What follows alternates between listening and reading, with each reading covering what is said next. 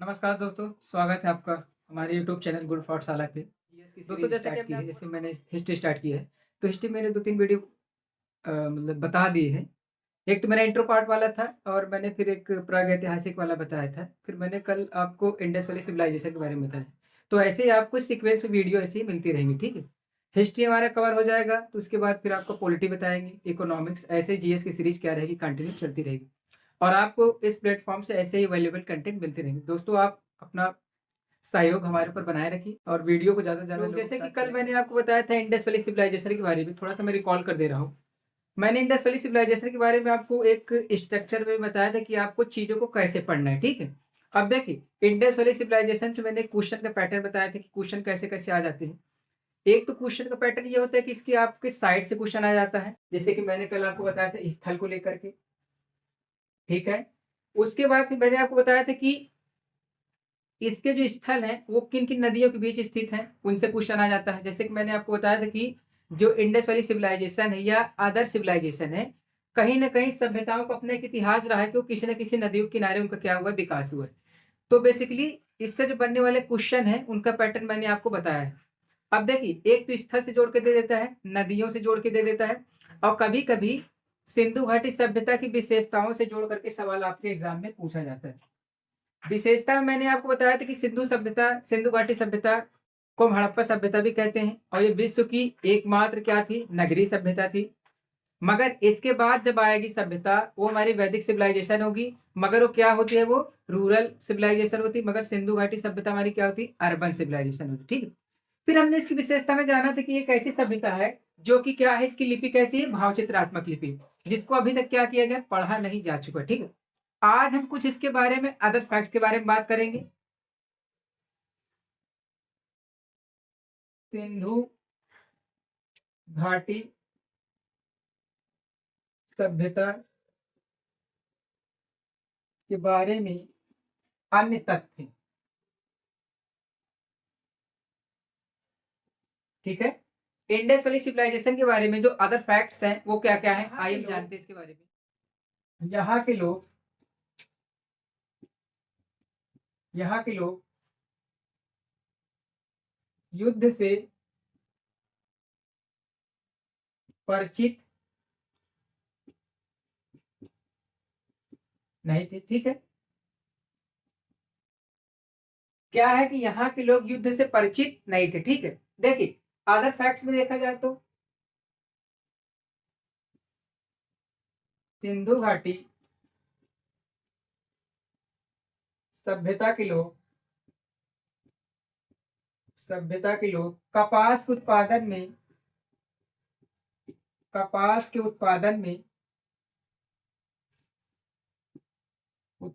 में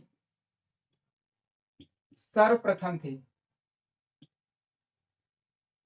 ठीक है। अब जैसे मान लीजिए आपके एग्जाम में क्वेश्चन आ जाए कि सिंधु घाटी सभ्यता के लोग, इसके उत्पादन में उनका अग्रणी स्थान था, तो आप क्या टिक करेंगे, कपास यानी कॉटन, क्या बोलेंगे, कॉटन। तो सिंधु घाटी सभ्यता के लोग कपास के उत्पादन में क्या थे, सर्वप्रथम थे, ठीक है।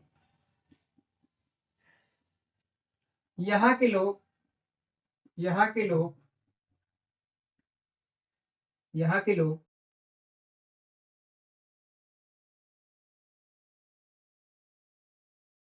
कांसे का प्रयोग करना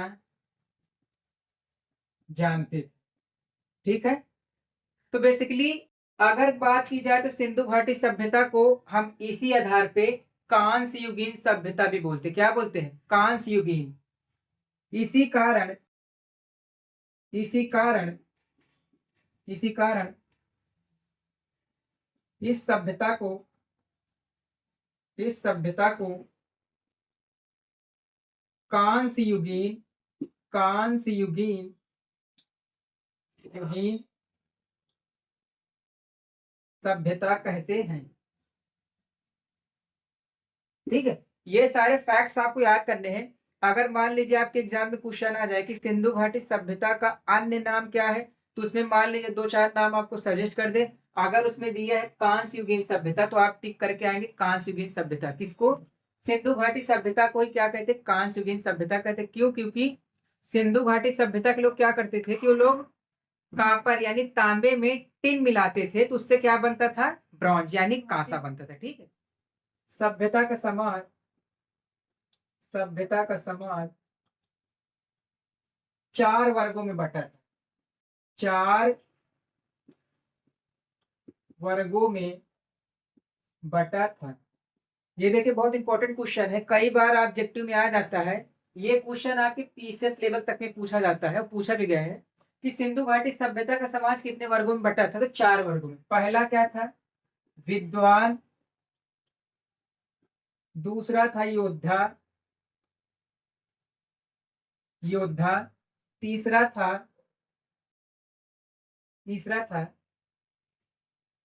कारीगर, फोर्थ था श्रमिक।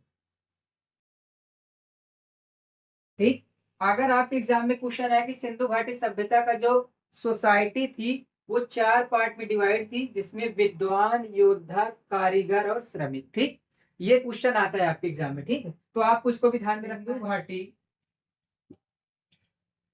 सभ्यता लगभग 8000 साल पुरानी। ठीक, अगर इस सभ्यता की बात की जाए तो ये लगभग कितने साल पुरानी है, लगभग 8000 साल पुरानी सभ्यता है। ठीक है, इस सभ्यता के लोग, इस सभ्यता के लोग, इस सभ्यता के लोग युद्ध में, युद्ध में रुचि नहीं रखते थे। ठीक, देखिए आप लोग अगर प्रैक्टिकली देखना चाहते, जैसे आज भी आप देखते होंगे कि जो बड़े बड़े उद्योग धंधे होते हैं, कल कारखाने होते हैं, तो वो आपको ज्यादातर शहरों में देखने को मिलते हैं। आपको गांव में क्या मिलेगा, अब आप ऐसा समझिए, ग्रामीण वाली व्यवस्था आपकी वैदिक सिविलाइजेशन, शहर वाला स्ट्रक्चर पूरा, शहर वाली पूरी व्यवस्था वो आपका क्या है, सिंधु घाटी सभ्यता है। तो यहाँ के जो लोग थे वो लोग ऐसा कोई युद्ध वगैरह में उनका कोई इंटरेस्ट नहीं था। वो लोग क्या करते थे, व्यापार करते थे। ठीक है, एक देश से दूसरे देश में उनका क्या होता था, व्यापार होता था। ठीक है, तो ये लोग क्या करते थे, युद्ध वगैरह में रुचि नहीं के लोग सिंधु घाटी सभ्यता के लोग शाकाहार, शाकाहारी तथा मांसाहारी दोनों थी। ठीक, अगर कभी आपके एग्जाम में ऐसा क्वेश्चन आए तो सिंधु घाटी सभ्यता के लोग शाकाहारी और मांसाहारी, आपको बताया था कि इसके मुख्य स्थल कौन कौन से थे। पहला था आपका मोहनजोदड़ो,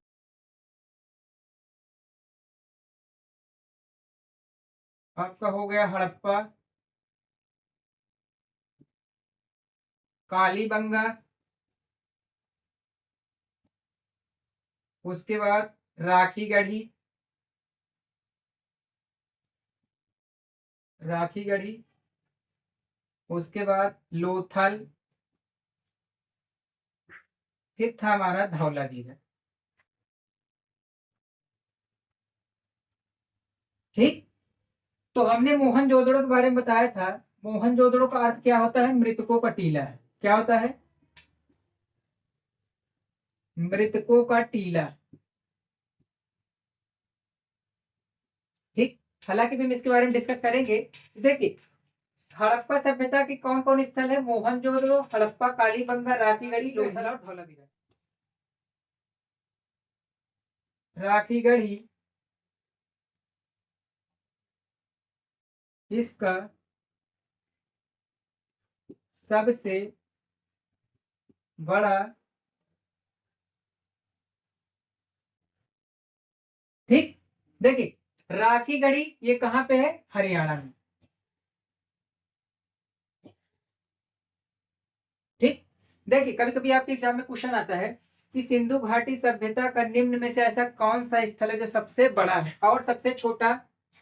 इसको भी नोट बना के लिख लीजिए। सबसे छोटा स्थल, सबसे छोटा स्थल अल्लादीनो, ठीक है, इसका नाम है अल्लादीन। ठीक, ये आप इसको इंपॉर्टेंट फैक्ट्स के रूप में याद रखना कि सिंधु घाटी सभ्यता का जो राखी गढ़ी है वो सबसे बड़ा स्थल है, ठीक है। और उसके बाद सबसे छोटा स्थल कौन सा है, अल्लादीन घाटी सभ्यता के मुहरों पर, मुहरों पर सैल खड़ी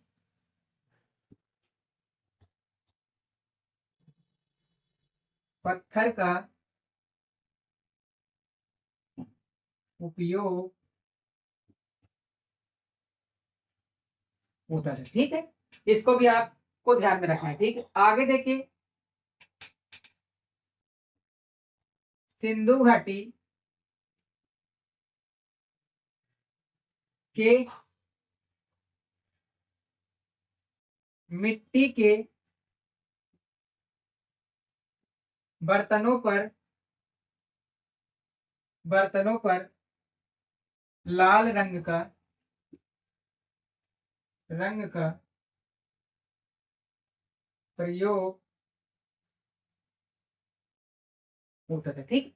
अब मान लीजिए अगर आपसे क्वेश्चन ये आया कि जो सिंधु घाटी सभ्यता के जो बर्तन थे, ठीक है, जिन्हें हमने मृद भांड बोला था, यानी किससे बने थे, मिट्टी के थे, ठीक है।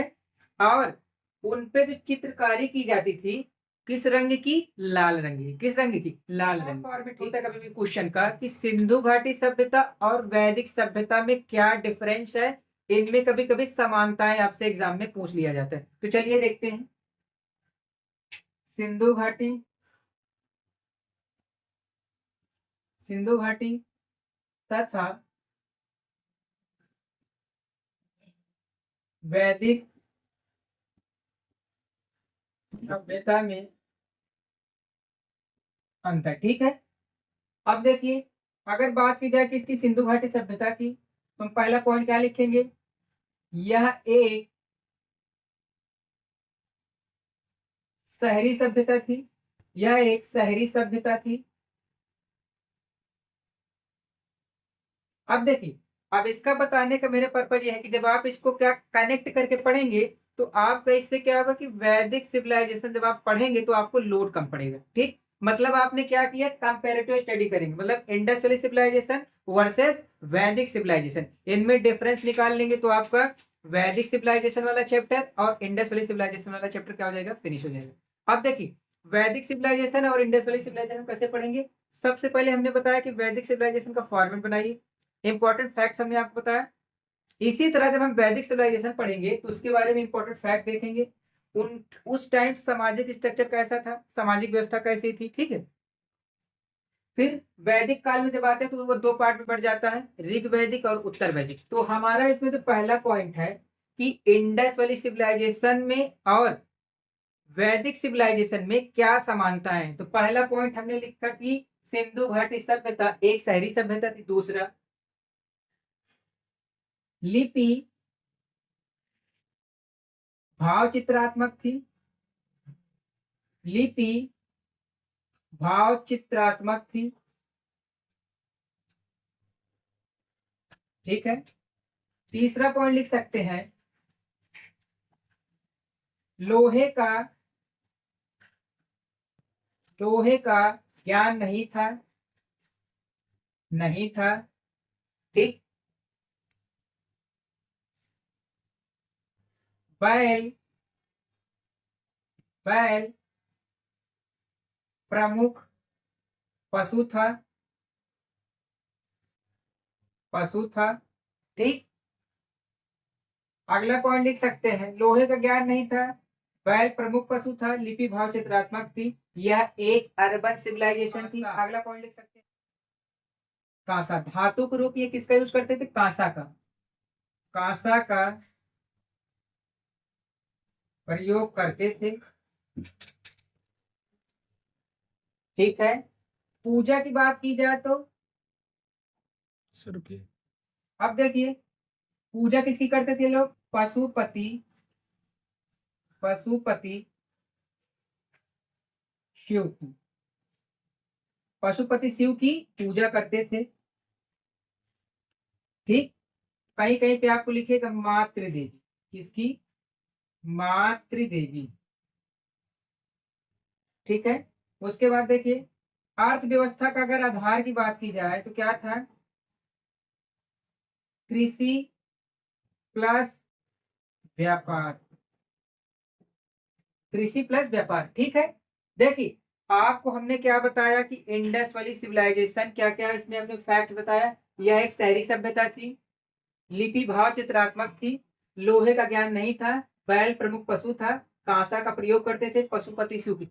अब अगर आप ये स्ट्रक्चर अपने दिमाग में रखेंगे तो थोड़ा सा आपको लोड कम पड़ेगा और आप इसको एक सही मैनर में क्या करेंगे? पढ़ लेंगे।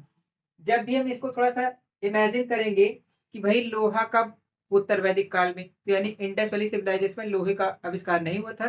धातु के रूप में क्या था? तांबा था, और तांबे में टिन मिलाकर के लोग कांसे का प्रयोग करना जानते थे।